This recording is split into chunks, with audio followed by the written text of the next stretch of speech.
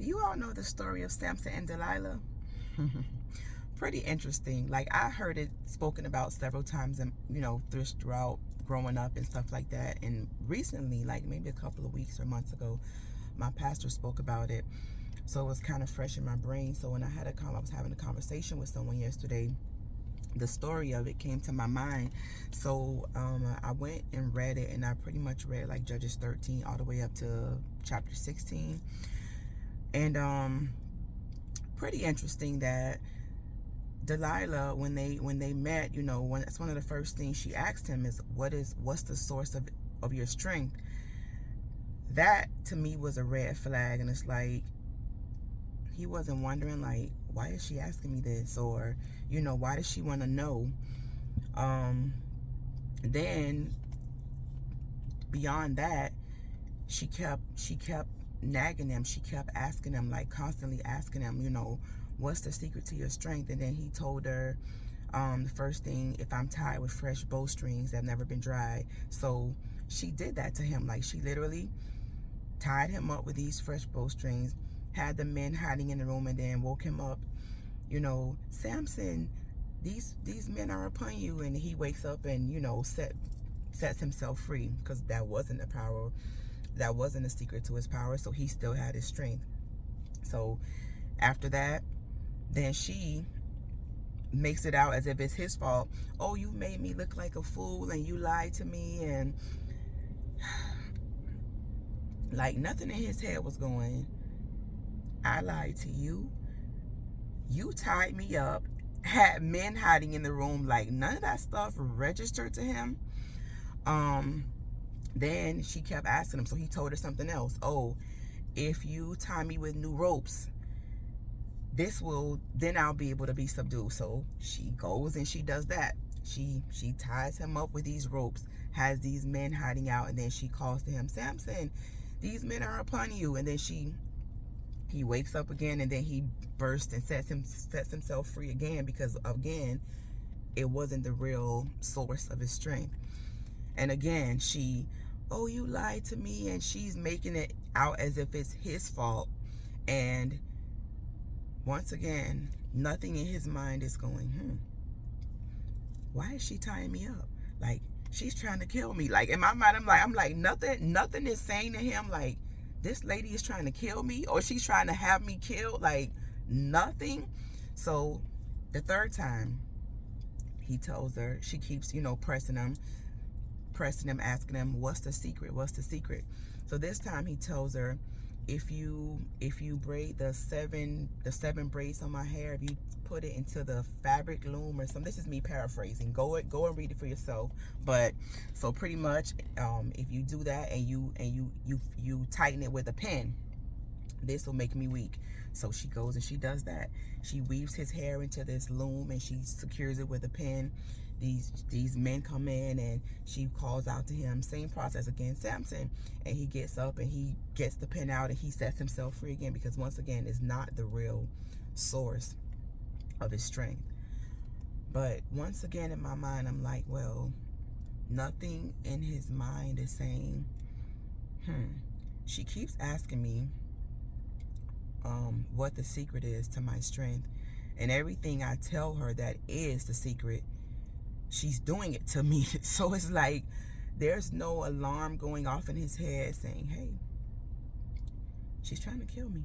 Hey, she keeps tying me up. She keeps doing this. Like, nothing in his head. It's like, in my mind, I'm like,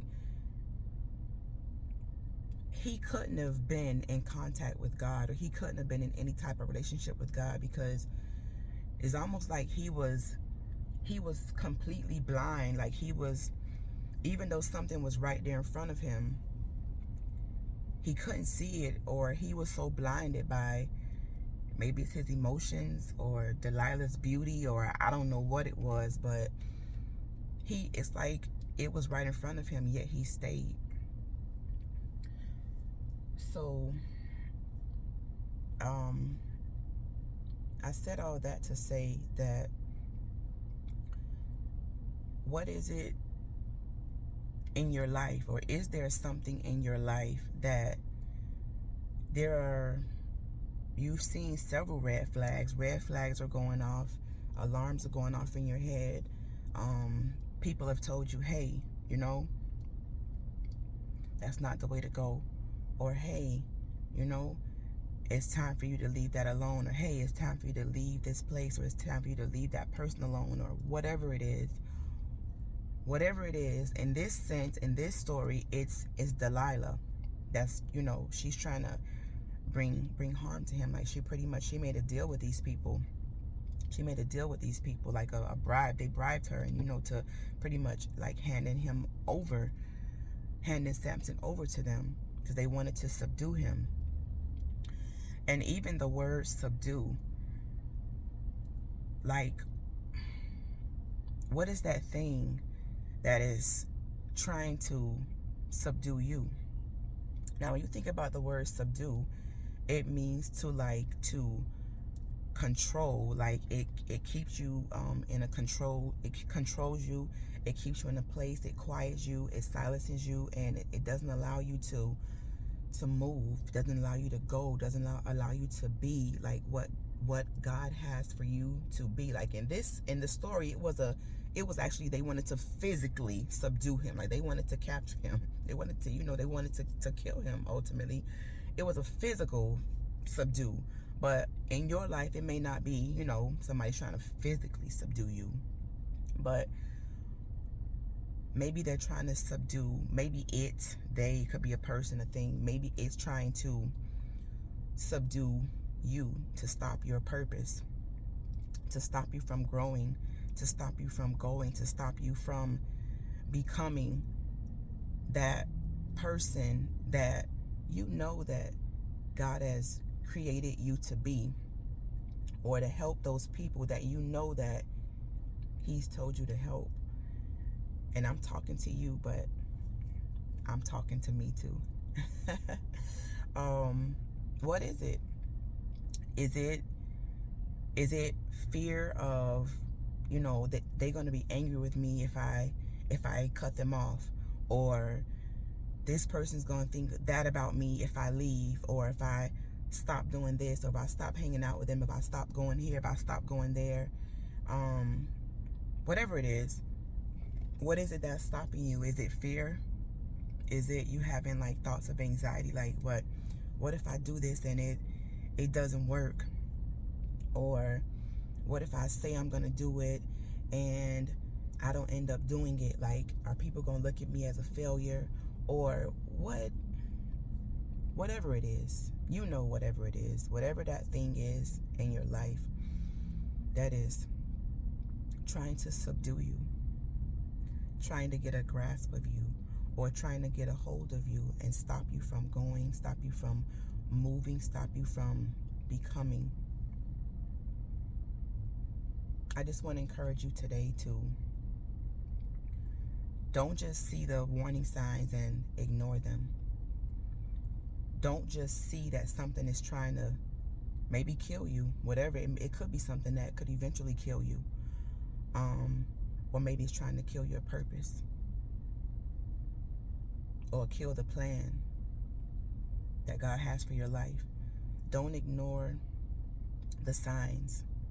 Stop, think about it, look at it for what it actually is, and ask God to help you, to guide you sincerely. If you go to Him in a sincere way, in your heart, you are seriously ready for that change, He will help you. He will help you. So don't be like Samson. Don't stay there knowing that that thing or that person is trying to kill you, trying to subdue you. They keep tying you up. They keep doing things to keep you in their grasp, to keep you bound, to keep you break out, break free with the power of Christ, not in your own might, not in your own strength, but through Him. Through Christ, you can do all things. We can do all things through Christ who strengthens us. Philippians 4:13. So be encouraged on today. Don't stay tied up any longer. All right. Have a great day. I hope this encouraged you. And if you know someone that would benefit from it, please, by all means, share it with them. Thanks for tuning in to Maya's Minute, and I'll see you next time.